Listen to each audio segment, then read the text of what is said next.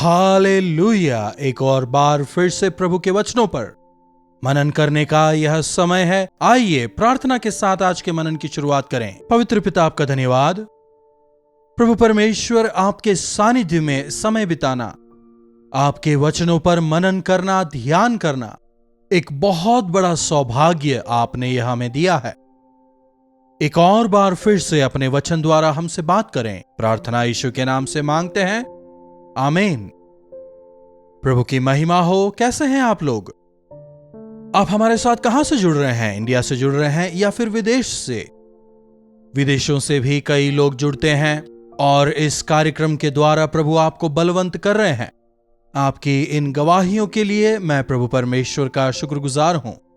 अगर आपने एक बार भी अब तक हमसे संपर्क नहीं किया है तो लाइव चैट पर आएं, अपने और अपने शहर का नाम हमें बताएं। साथ ही साथ 9884907779 पर अपने प्रार्थना विषयों को, साथ ही साथ अपने प्रेज रिपोर्ट्स को आप हमें भेज सकते हैं। मिलकर हम प्रभु की स्तुति करेंगे।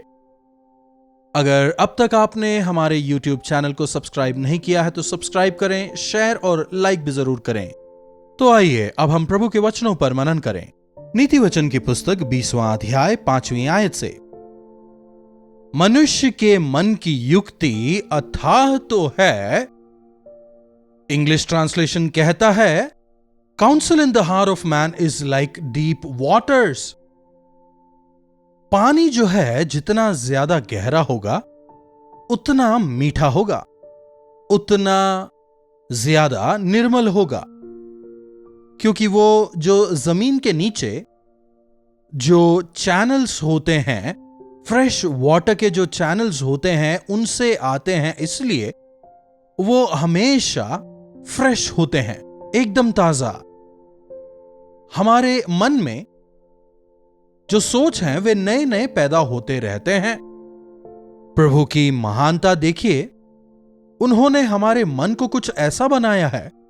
हमारे मन के शेप को तो हम नहीं बता सकते, उसका रूप क्या है हम नहीं बता सकते, लेकिन हम सभी जानते हैं कि हम में मन है। यह मन हमारा हृदय नहीं है। यह जो मन है यह हृदय से अलग है। कुछ लोग दिमाग कहते हैं, लेकिन वह भी अलग है, वह ब्रेन है। कुछ लोग छोटा दिमाग कहते हैं, कुछ लोग कहते हैं कि यह शायद यहां हो सकता है।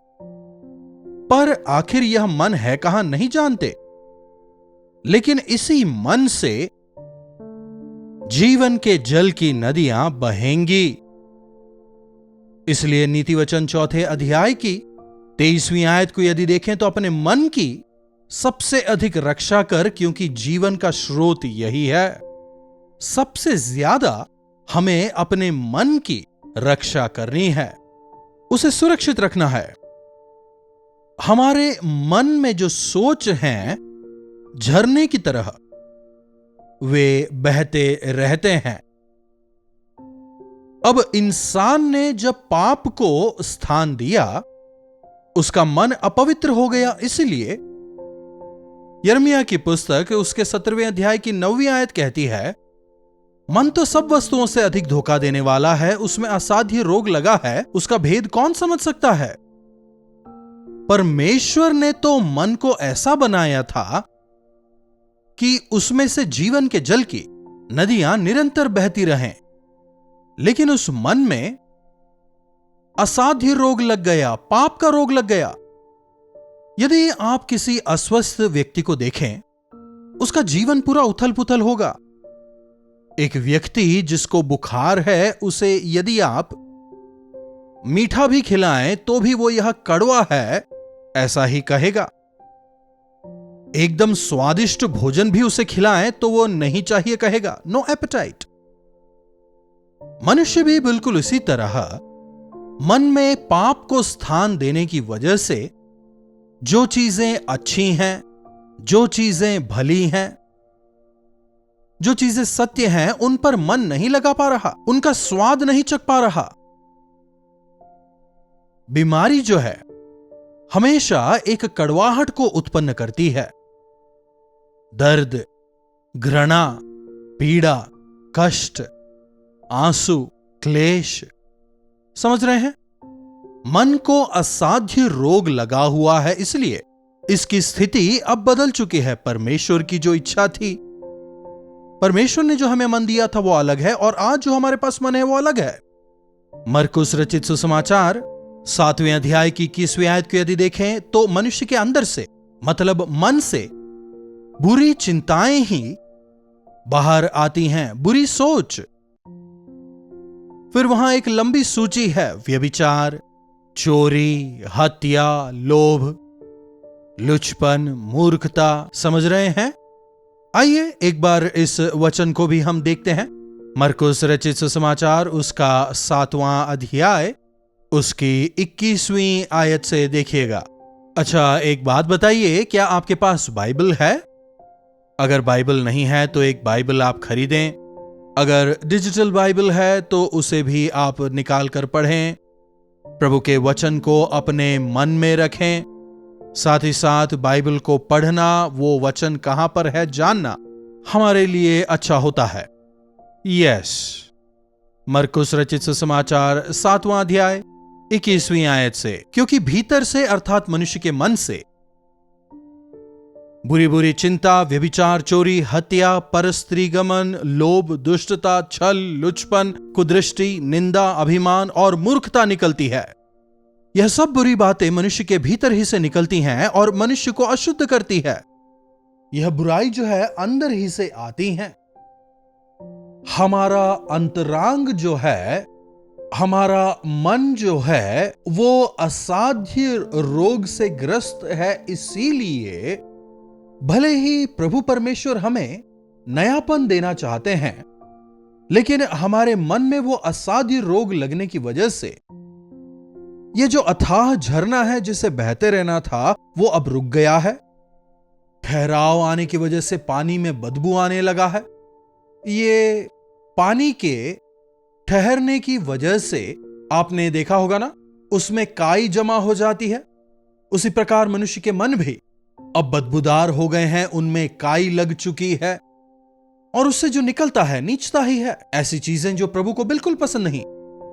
तो हमारे भीतर से जो निकलता है बुराई ही है। इंसान चाहता तो है कि वो बुराई ना करे, पाप ना करे, चोरी ना करे, द्वेष ना करे, लेकिन उसके ना चाहते हुए भी, क्योंकि ये सब उसके अंदर है, इसीलिए अंततः वो यह सब कुछ कर ही बैठता है और अपनी भी हानि करता है, दूसरों की भी हानि कर बैठता है। क्या आपने कभी अपने आप को जांचा है? प्रभु के सामने आपका मन कैसा है? क्या आपने कभी परखा है? मन सबसे अधिक धोखा देने वाला है और उसमें असाध्य रोग लगा है। हमारा मन जो है हमें ही धोखा देता है। अरे मैं तो ठीक हूं, लेकिन वो ठीक नहीं, ये ठीक नहीं, ऐसा ठीक नहीं, मुझसे क्या गलती हुई, यह कभी वो नहीं परखता। अगर आप वास्तव में प्रार्थना करने वाले हैं तो दूसरों की बात छोड़िए, कम से कम आपको अपनी बात समझ आएगी। अपने मन को आप ठीक करने पाएंगे और दूसरों के लिए प्रार्थना करने पाएंगे। उसका भेद किसने जाना है? अगर आप हॉस्पिटल जाएंगे, अपना टेस्ट वगैरह करवाएंगे, एक्सरे करवाएंगे, एमआरआई स्कैन करवाएंगे, क्या इससे आपके मन की अवस्था नजर आएगी? जी नहीं। हमारे मन की गहराई को परखने वाले केवल हमारे प्रभु हैं। इसीलिए दाऊद अपने भजन में कहता है, हे यहोवा मुझे जांचें, हे यहोवा मुझे जांचें, मुझे परखें। क्या मेरे अंदर ऐसा कुछ है जो आपको नापसंद है? क्योंकि जब हम प्रार्थना करने बैठते हैं, उनके मुख के प्रकाश में हमारे रहस्यमय पाप उजागर होते हैं। जब हम हमारे मनों को ठीक करते हैं, जब अपनी सोच को नियंत्रित करते हैं, यह अपवित्र है, यह सांसारिक है, यह पाप है, यह समझकर जब हम उनका अंगीकार कर उन्हें छोड़ते हैं, प्रभु यीशु अपने लहू से हमें शुद्ध करते हैं और अपने अनुग्रह में हमें बढ़ाते हैं। एक बार फिर से देखिए नीति वचन 20:5।